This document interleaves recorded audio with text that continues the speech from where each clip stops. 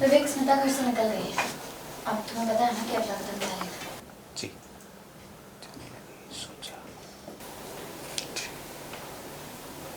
अच्छा,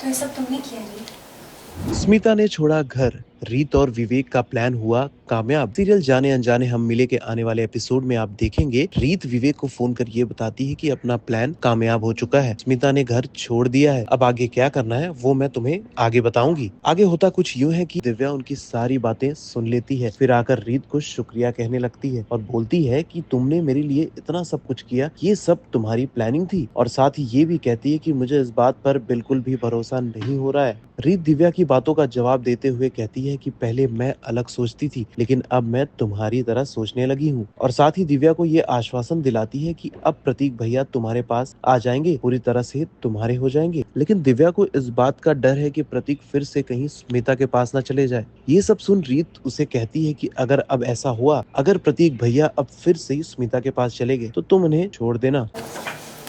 विवेक, स्मिता घर से निकल गई है। अब तुम्हें पता है ना कि अब लगन है। वैसा ही करना। अच्छा,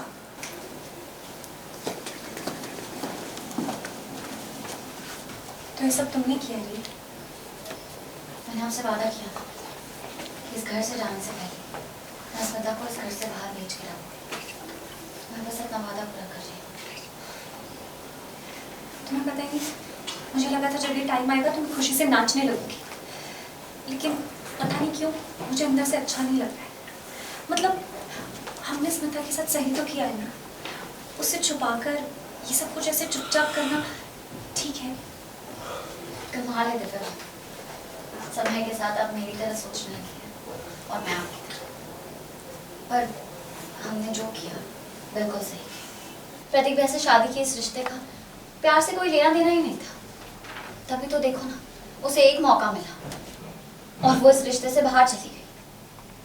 तो हमने जो किया है बिल्कुल सही किया।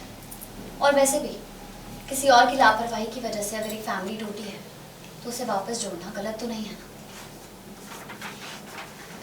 लेकिन अगर स्मिता वापस आ गई तो, और प्रतीक ने उसे माफ कर दिया तो? तुमने देखा ना प्रतीक कितना टूट गया उसके जाने के बाद। मुझे अभी भी यकीन नहीं है कि प्रतीक मेरा और अपना रिश्ता वापस अपनाएगी या नहीं। नहीं दिव्या भाभी, मुझे नहीं लगता कि प्रतीक भैया दोबारा यही गलती करेंगे। और अगर 1% भी उन्होंने ऐसा किया तो आप समझ लेना कि वो आपके प्यार के लायक नहीं है। तुम सही कह रही हो रे। बहुत मुश्किल से टाइम आया है जब आगे जो भी हो उसमें मेरी जीत ही हो, और मुझे खुद को इस जीत के लिए तैयार कर लेना चाहिए।